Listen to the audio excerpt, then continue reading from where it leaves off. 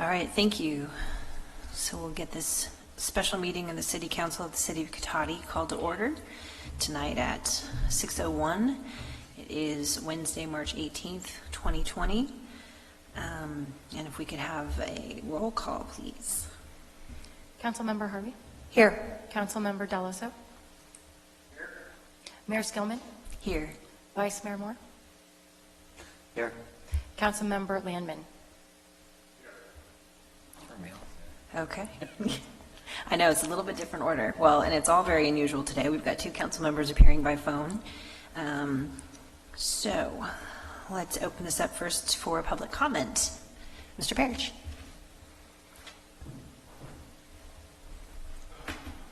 Good evening. Good evening, Council.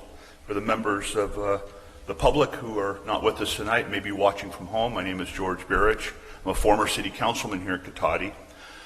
I normally attend these public meetings, and my question tonight is, why is the city council meeting physically tonight for a city council meeting?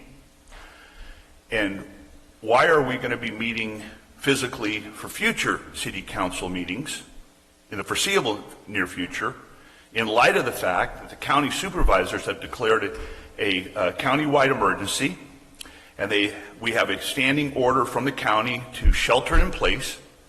We have the governor of California who has declared that we should all shelter in place. We have a president of the United States who's declared a national emergency and asked us all to follow local government's requests and orders to shelter in place and abide by those authorities. We have no idea why we're meeting physically here tonight when we could have teleconferenced this meeting very easily, like other cities are doing. At 7 o'clock tonight, the Rancho Adobe Fire District is holding their monthly board meeting, and they are not meeting physically together. They're abiding by the county and state guidelines. They are teleconferencing in through GoToMeetings online, and I'm baffled why we're meeting here tonight in person when we all could have teleconferenced in. Going forward, I would ask that all future city council meetings abide by the county and state guidelines, or you postpone or reschedule future meetings to a time and place certain that will allow the city to adhere to local, state, and federal guidelines. I'd like a full explanation of why we're here tonight, risking each other's safety. Also, the safety of the public who might want to walk in here and participate in this meeting when it could have been much easier and safer for all of us to do this through teleconferencing. Thank you. All right, thank you for your comments. Anybody else? All right, seeing no one else, I will close public comment and bring it back to council. Our next item on the agenda is a declaration of local emergency, ratifying a proclamation of existence of a local emergency. All right, thank you, Mayor, members of the council. So the city issued a proclamation, emergency proclamation on March 12th last week. And this emergency proclamation runs for 7 days, so the City Council needs to extend the proclamation to have it continue to be effective beyond tomorrow. Tomorrow will be the 7th day.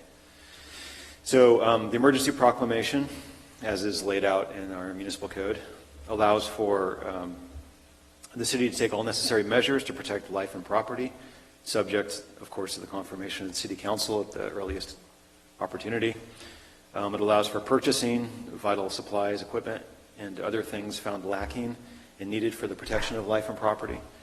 Also to requisition personnel or materials of any city department or agency for the same purpose. It allows city employees to be designated disaster service workers and their shifts and job duties modified as the emergency demands.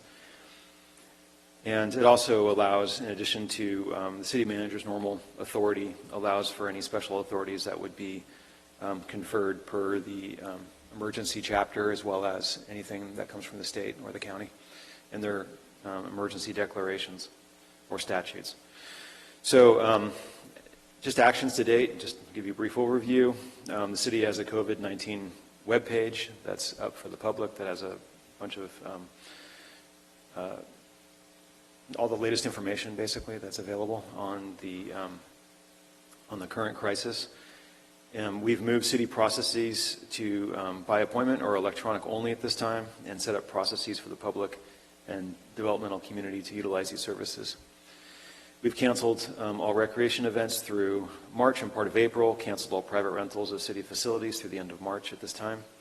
We've posted playgrounds to prohibit crowds per the health officer prohibition of crowds over 10 people. Canceled city meetings for the remainder of March, and for the purpose of instituting virtual meeting technologies for future meetings as is needed. And then finally, we're currently working on pushing out information to the community, particularly family resources and activities during the shelter-in-place order that are available. Listing of community business, or listing of Cotati businesses open for curbside or delivery. Resources for people required to isolate at this time, elderly, that's elderly or people with pre-existing medical conditions. And we're also working with the Chamber of Commerce to provide them with small business resources that they can push out through their channels to help business, especially small businesses, during this time when people have to shelter in place. So that's the summary of where we are at the moment. I'd be happy to answer any questions. Are there any questions for staff? No? Any questions for anybody, for Councilmember Moore? Or sorry, Councilman Delasso online, on the phone? I do not have any questions, no, thank you. Okay, Councilmember Landman? Thank you, no, Madam Mayor, no questions. Okay. So I'll bring it back to council then for a motion on the resolution. I would be happy to make a motion on that to adopt a resolution to ratify the proclamation of existence of a local emergency due to the spread of coronavirus COVID-19. I'll second that motion. Okay, we have a motion and a second. Since we have some telephonic appearances, can we please take a roll call vote? Councilmember Harvey? Yes. Councilmember Deloso? Yes. Mayor Skillman? Yes. Councilmember Landman? Yes. Vice Mayor Moore? Yes. Okay, so that's a 5-0 vote. Please show that the resolution has been adopted and ratified. And I believe that is our only bit of business. We will be trying to set up people's ability to attend either by phone or online. And so until then, we will hope to see you all from a safe distance on April 7th. That'll be our next meeting. April 14th. April 14th. Oh, that's right. Sorry. All right. Thank you very much, and we'll adjourn this meeting at 6:09.